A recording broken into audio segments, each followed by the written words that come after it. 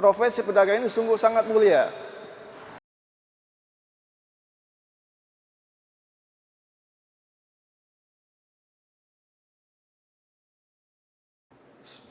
Bismillahirrahmanirrahim. Assalamualaikum warahmatullahi wabarakatuh. Innal hamdalillah nahmaduhu wa nasta'inuhu wa nastaghfiruh wa na'udzu billahi min shururi anfusina wa sayyiati a'malina. May yahdihillahu fala mudilla lahu wa may yudlilhu fala hadiyalah. Asyhadu an la ilaha illallah wahdahu la syarika lah wa asyhadu anna Muhammadan abduhu wa rasuluhu la nabiyya wa la rasula ba'da. Allahumma salli wa sallim ala Muhammad wa ala alihi wa ashabihi ajma'in. Qala Allah Ta'ala fil Qur'anil Karim wa huwa asdaqul qailin. A'udzu billahi samil alim minasy syaithanir rajim. Ya ayyuhalladzina amanu taqullaha haqqa tuqatih wa la tamutunna illa wa antum muslimun. Ikhwah fillah, jamaah salat maghrib Masjid Raya Kota Harapan Indah yang insyaallah sama-sama dimuliakan Allah Subhanahu wa taala. Salah satu dampak positif dari pandemi COVID-19 adalah terbentuknya jiwa entrepreneur di kalangan sebagian besar umat Islam.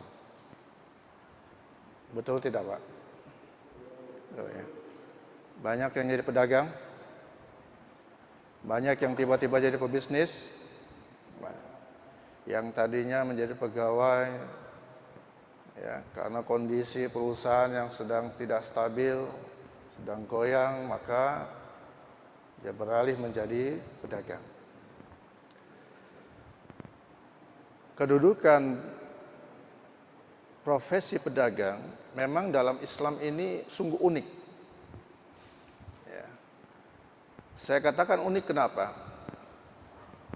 Karena di satu sisi Rasulullah SAW itu memberikan kedudukan yang sangat mulia bagi para pedagang. Beliau mengatakan at-tajiru shaduqul amin ma'an nabiyyina was-siddiqina wasyuhada. Pedagang yang jujur, pedagang yang amanah akan ditempatkan di surga nanti itu bersama para nabi, para siddiqin dan para syuhada. Ini sungguh luar biasa. Jadi salah satu profesi yang nantinya secara khusus disebutkan oleh Nabi akan dikumpulkan bersama para nabi, siddiqin dan syuhada di surga, itu adalah profesi pedagang. Ada profesi yang lain yang disebutkan secara khusus akan dikumpulkan bersama para nabi nanti di surga? Tidak. Tidak ada. Ya. Di satu sisi.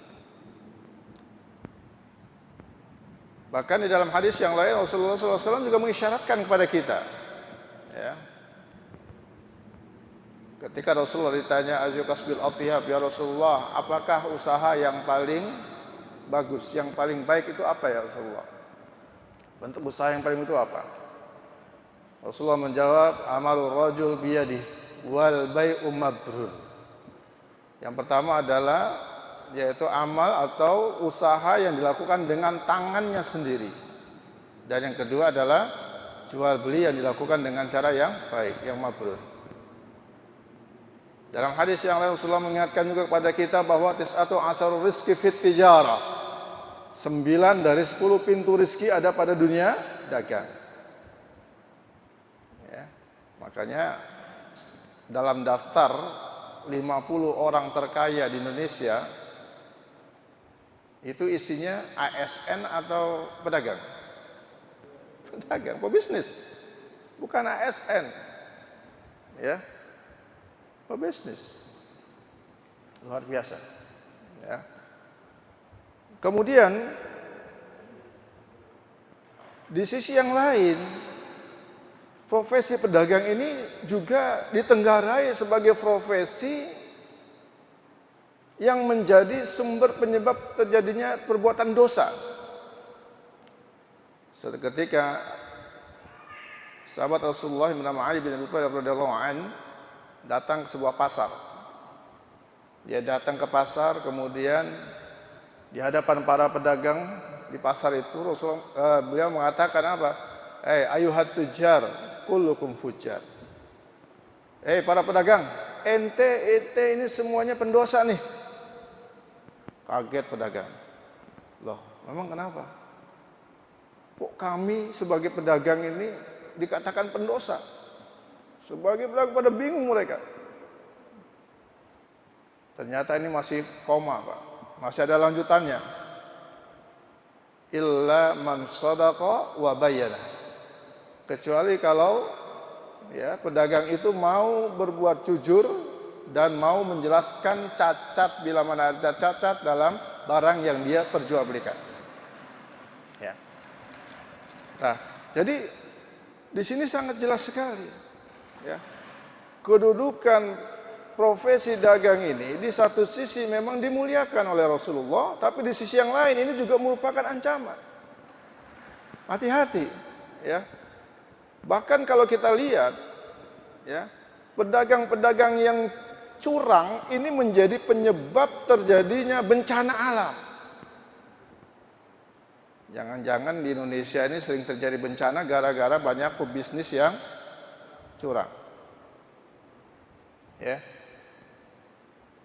Ingat kisahnya penduduk Madian di dalam surat Hud pada ayat yang ke-84-85, di situ dijelaskan ya. Jadi Allah Subhanahu wa taala itu mengutus Nabi Syuaib ya ke penduduk Madian, ya, suku Madian. Kenapa Allah mengutus Nabi Syuaib? Karena ternyata di kalangan penduduk Madian tersebut ya, mereka itu mempunyai kebiasaan yang buruk dalam berjual beli. Mereka sering curang dalam menimbang, curang dalam menakar ya. Yang dilakukan seperti itu. Sehingga akhirnya apa? Allah Subhanahu wa taala turunkan azab kepada penduduk Madian ini. Berupa apa azabnya? Yaitu dihentikannya tiupan angin selama 7 hari 7 malam. Ya, bayangkan Pak, 7 hari 7 malam kagak ada angin itu, diberhentikan oleh Allah, stop angin, nggak usah berhembus.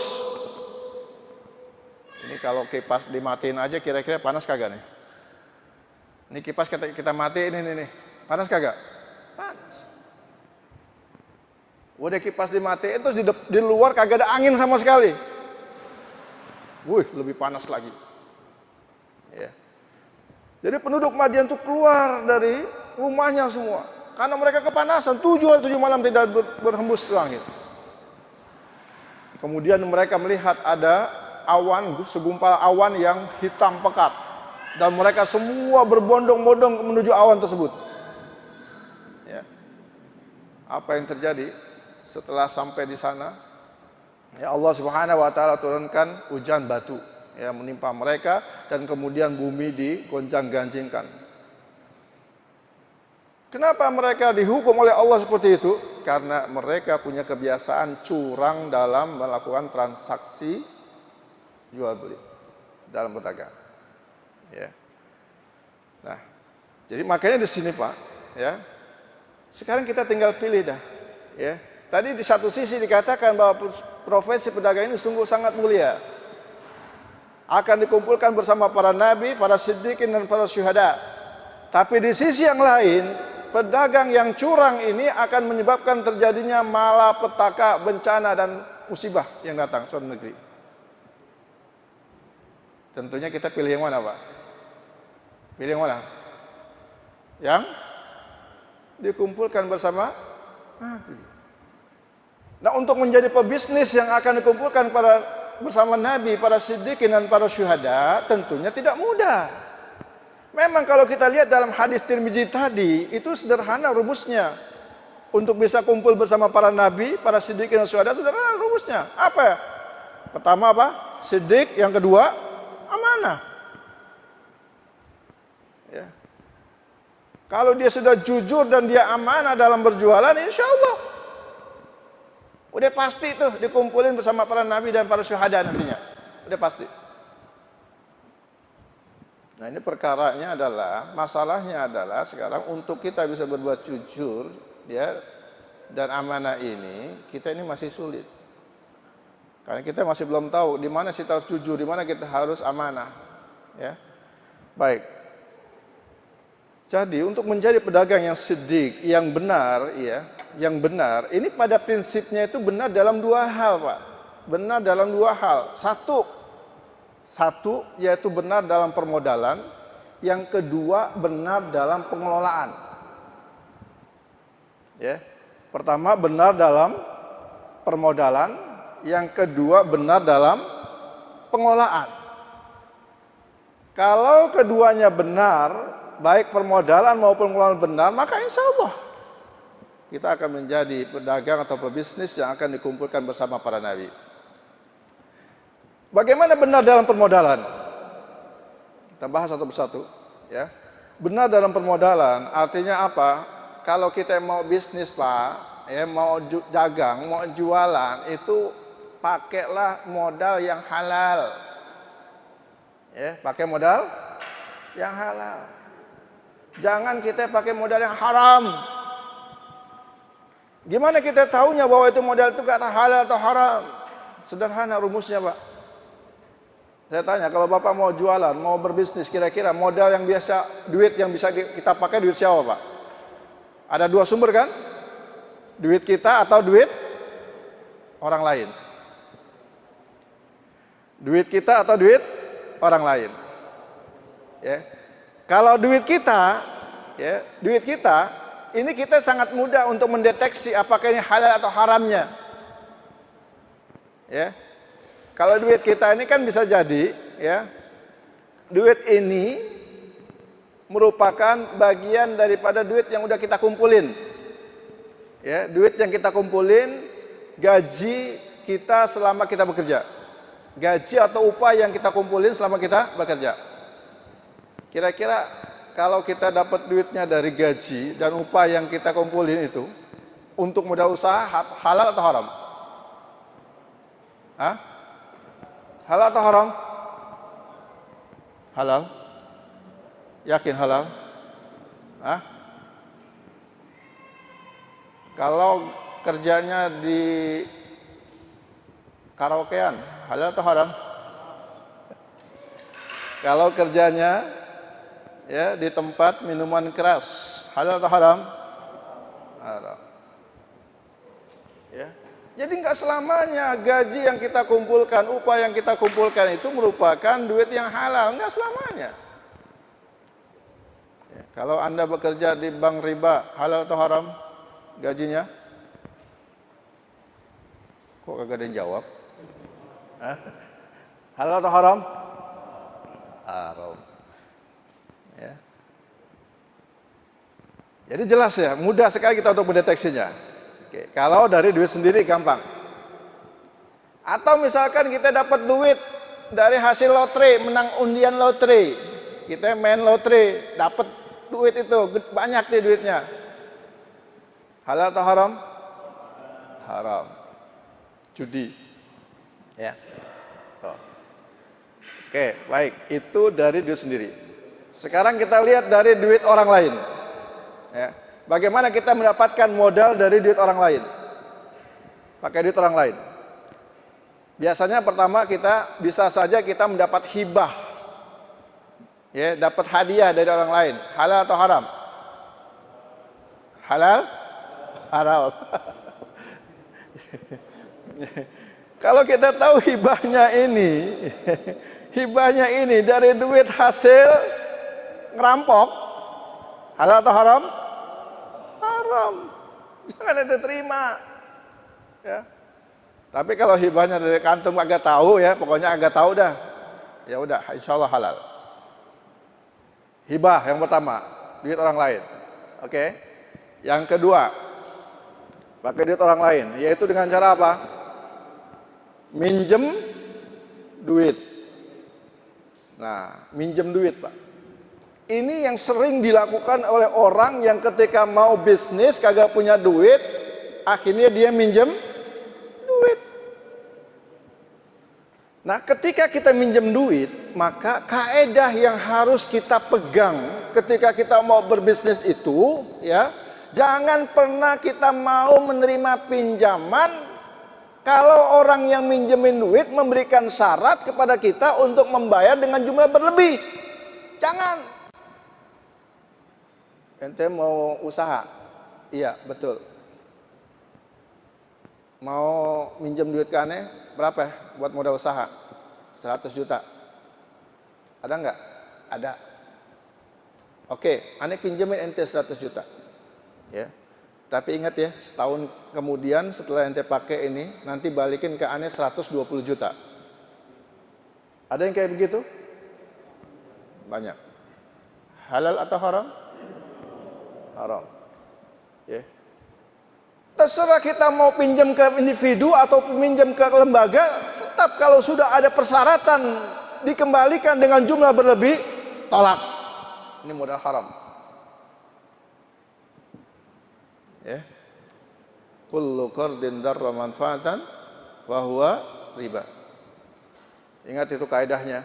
Setiap pinjaman yang mendatangkan manfaat bagi yang memberikan pinjaman, maka manfaat itu dikategorikan riba. Hati-hati, Pak. Ya. Nanti aneh kasih pinjam ente 100 juta. Tapi selama ente pakai itu duit aneh, tolong ada mobil yang ente taruh di rumah aneh. Ente bayarnya tetap 100 juta, tapi mobil ente tolong taruh di rumah aneh. Bayarnya tetap 100 juta lagi nanti. Boleh kagak begini? Boleh kagak? Jaminannya mobil ente sini bawa ke sini, bawa ke sini. Boleh kagak? Hah? Boleh? Ragu deh. Kalau cuma diparkirin di garasi kagak apa-apa. Ya. Halal. Sebagai jaminan aja. Tiap pagi dipanasin. Ya. Nggak dibawa kemana-mana, dipanasin aja dah, panasin 2 hari sekali dipanasin misalnya, udah kayak sayur asam gitu ya, dipanasin. Ya, ini nggak apa-apa, silakan dipakai. Ya, buat jaminan kita ketika minjemin duit kan kudu tenang. Ya, makanya ada akad yang namanya disebut akad tausikot, yaitu akad yang akad tambahan yang meyakinkan kepada dua pihak yang melakukan akad utang piutang supaya tenang. Yang ngutangin ngasih duit 100 juta tenang. Kenapa? Karena jaminannya kalau dia kagak bayarin mobil bisa dihargain. Begitu, Pak. Ya. Jelas ini. Ya. Tapi kalau seandainya mobil ente taruh di rumah aneh, terus aneh pakai kemana-mana, halal atau haram? Haram. Tak boleh begini. Ya. Nggak boleh. Jadi barang jaminan kagak boleh dimanfaatin. Ya, kalau barang jaminan dimanfaatin ini artinya kita mendapatkan keuntungan dari kita minjemin. Haram hukumnya. Ya. Kemudian kalau seandainya kita minjem duit 100 juta, nanti bagiin 100 juta, nggak ada embel-embel yang lain, maka itu halal. Tapi ada gak yang kayak gini kira-kira? Ada ya? Ada, Pak. Ya. Cari orang kaya yang ngaji, Pak. Kalau orang kaya yang ngaji dia tahu persis dah. Ya. Kalau yang namanya minjemin duit kagak bakalan rugi. Meskipun katanya terkena inflasi, 1 tahun 100 juta itu kalau kena inflasi 5% aja udah berkurang berapa? Berapa? 100 juta. 5 juta ya? 5 juta setahun berkurang. Secara materi betul berkurang 5 juta. Tapi secara imateri kita nambah, Pak. Nambah apa kita? Nambah pahala sedekah. Ma min muslim yukridu qardan musliman marratain illa kana ka sadaqatiha marrah. Ingat itu. Tidaklah seorang muslim ketika dia meminjamkan kepada muslim yang lain sebanyak 2 kali pinjaman, maka sama saja dia bersedekah 1 kali, Pak. Jadi minimal kalau kita minjemin 100 juta, maka sama saja kita mendapat pahala sedekah 50 juta. Sedekah 50 juta pahalanya, dapat duitnya kembali. Untung atau rugi? Untung, Pak. Nggak ada yang rugi. Tuh. Ya. Baik. Itu ya dalam masalah utangan. Ya. Kemudian yang ketiga, ketika kita berusaha dengan menggunakan modal orang lain, bisa dengan cara mengajak orang lain untuk bersyirkah, investasi bersama, ya, bersekutu, kerjasama, ya, kita kerjasama, ajak kerjasama. Nah, prinsip yang harus kita pegang ketika kita melakukan akad kerjasama, ya, kaidah yang harus kita pahami betul adalah bahwa dalam urusan kerjasama usaha ini, ya, tidak boleh ada yang dijamin dalam 2 hal. Pertama, tidak boleh ada hasil yang dijamin. Yang kedua, tidak boleh ada modal yang dijamin. Ya. Kita ngajarin kerjasama nih, Ustadz Taufal mau buka usaha percetakan, saya punya duit 100 juta. Ustadz punya keahlian, baik, saya kasih Ustadz modal 100 juta. Mau? Mau ya? Bener nih? Hah? Sekarang saya nggak bawa. 100 juta saya kasih. Tapi syaratnya Ustadz, nanti kita pakai asas bagi hasil ya. Pakai akadnya akad mudharabah. Boleh Ustaz, akad mudharabah. Terus bagi hasilnya bagaimana? Ya bagi hasilnya kita sepakatin. Oke. Kita bagi hasil. Setiap bulan saya akan mendapatkan hasil sebesar 5% dari modal yang saya tanamkan ke Ustadz Noval. Boleh atau tidak? Boleh atau tidak?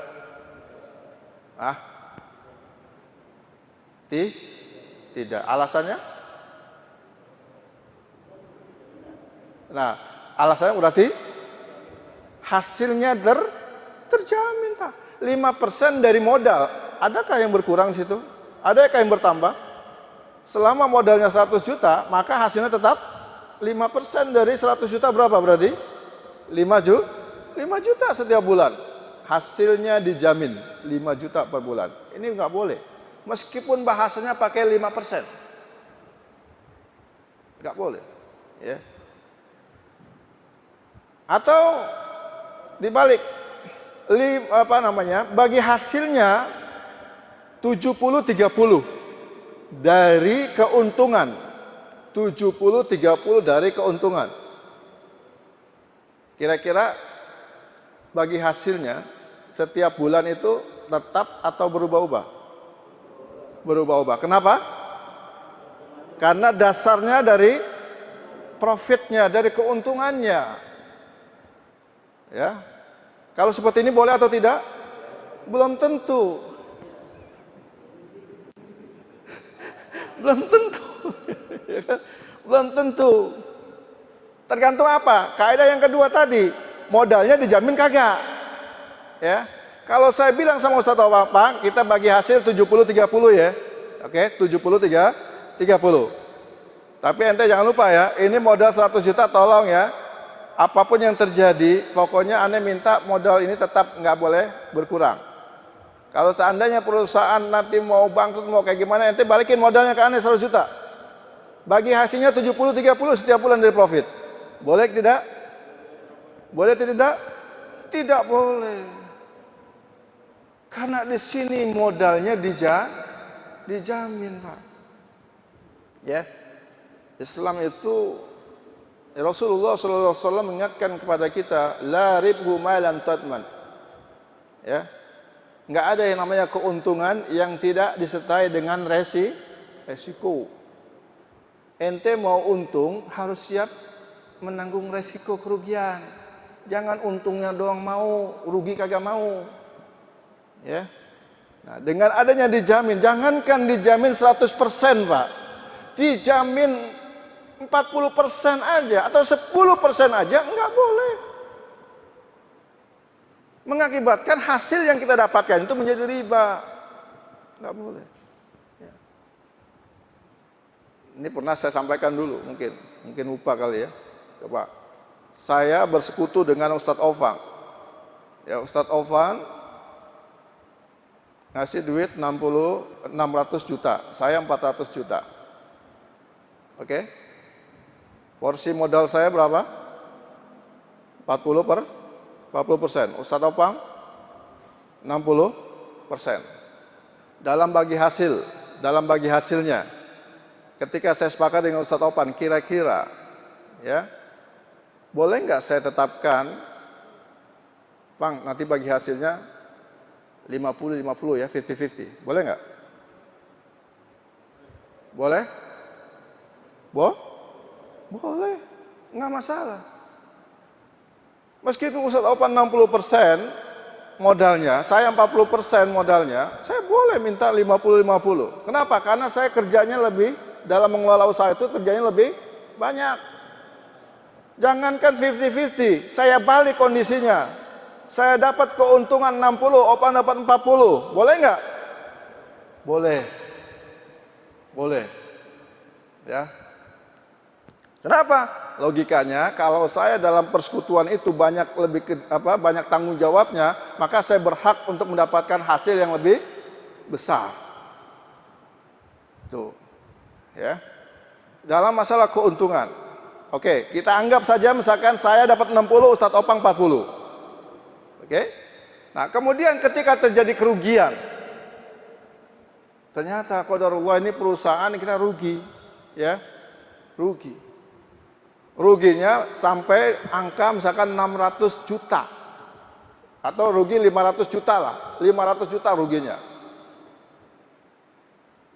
Saya menanggung berapa? Saya menanggung kerugian berapa?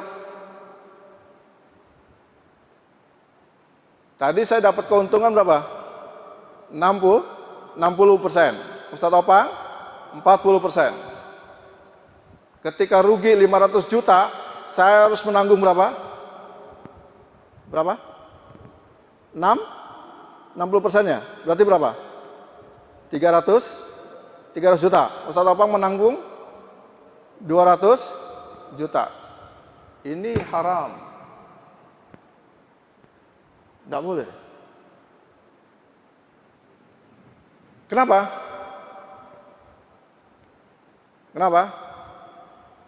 Modalnya Ustadz Opang berapa? Berapa persen? 60%. Tapi Opang hanya menanggung berapa persen? Kerugiannya berapa persen yang ditanggung Ustadz Opang? 40%. Berarti yang 20%-nya modalnya gimana? Aman nggak? Aman. Berarti ada modal Ustadz Opang yang 20%-nya itu dijamin. Ya. Jadi kalau dalam masalah kerjasama usaha, Pak, dalam masalah bagi hasil, ya, kita bisa menentukan sesuai dengan kesepakatan masing-masing. Terserah mau lebih besar yang modalnya yang lebih besar atau yang lebih kecil, terserah, nggak ada masalah. Yang penting kita sepakat.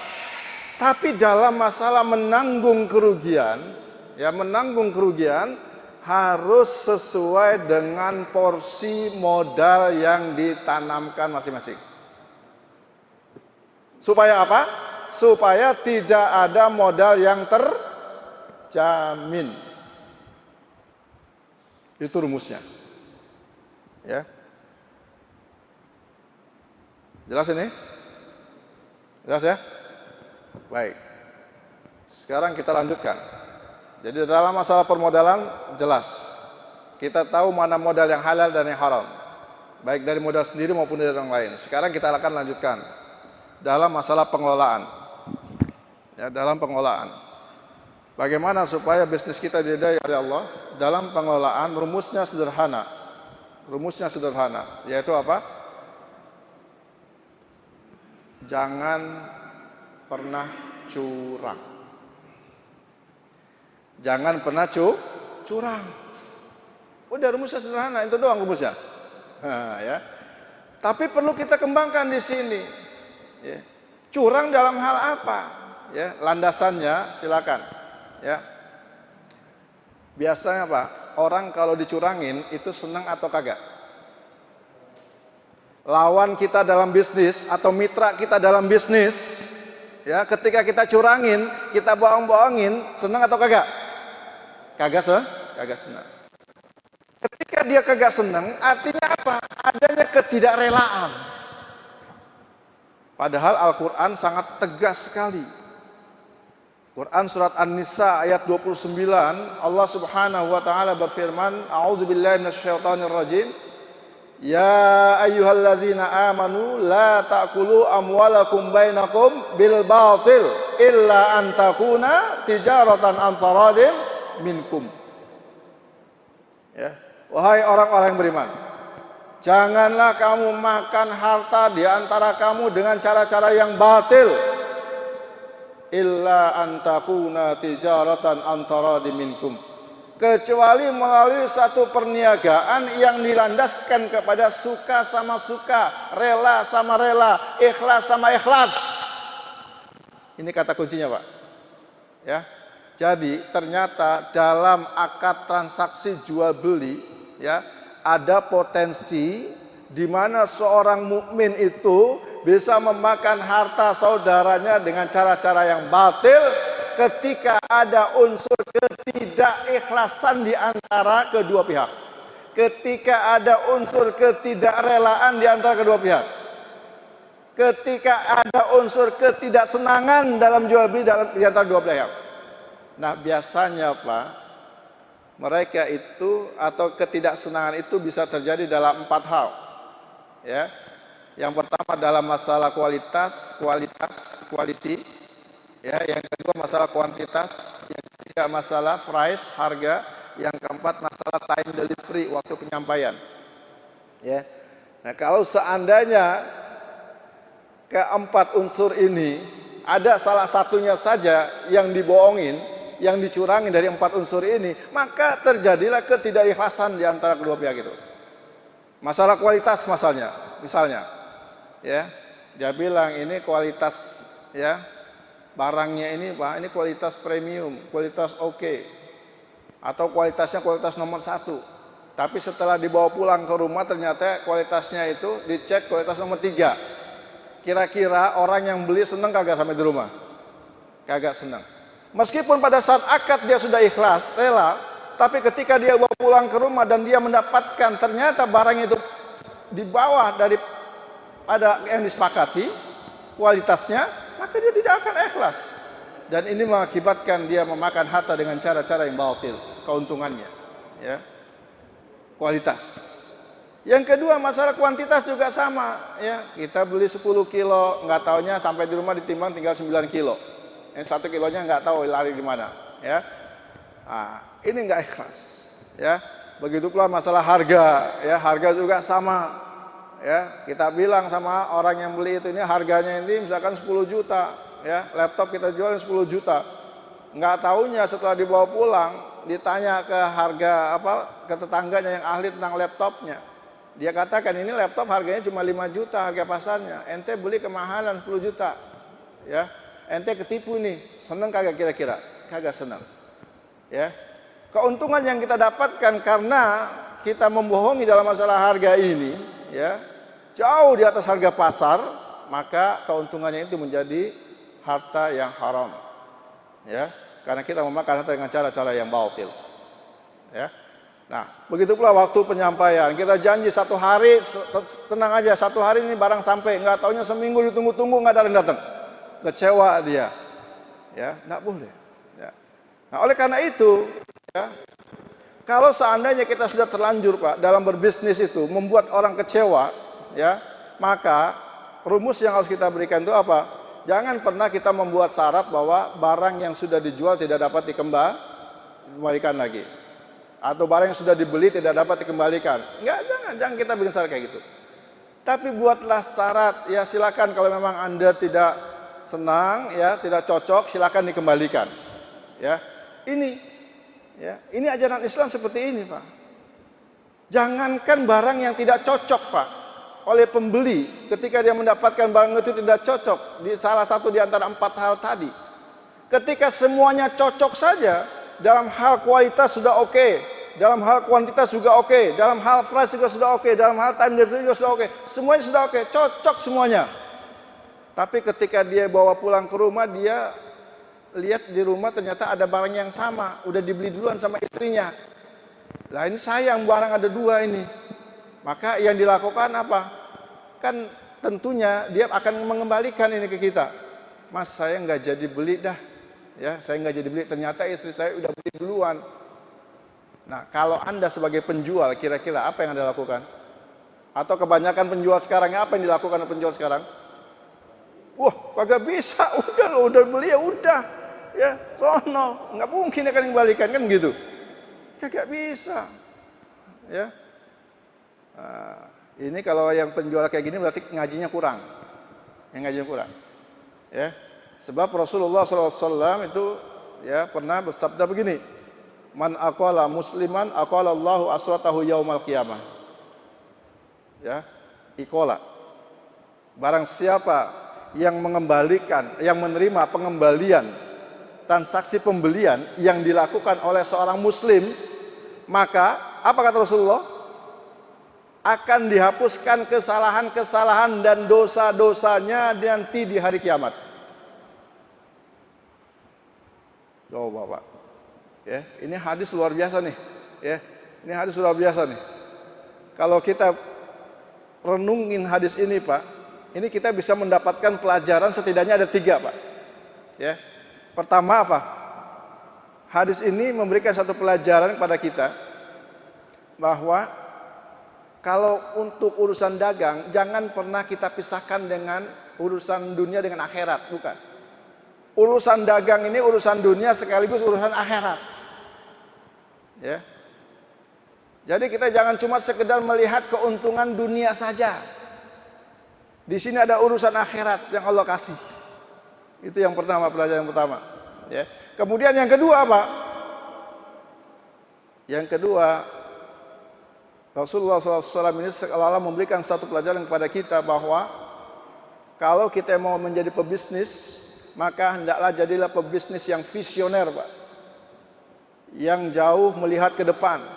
Jangan cuma melihat urusan dunia saja dekat di sini depan mata. Keuntungan di depan mata 500.000 katakanlah hasil jual handphone itu sudah di tangan sebenarnya. Tapi gara-gara dikembalikan, akhirnya keuntungannya hilang atau tidak? Hilang. Saat itu hilang betul. Tapi ingat, Rasulullah SAW menjanjikan apa? Akan dihapuskan dosanya, kesalahannya nanti di hari kiamat. Mana yang lebih untung?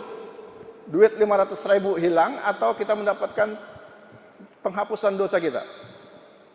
Tentunya penghapusan dosa yang kita harapkan.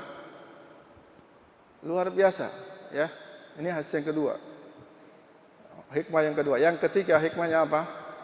Bahwasannya Rasulullah SAW juga mengajarkan kepada kita tentang keutamaan kita memberikan customer satisfaction.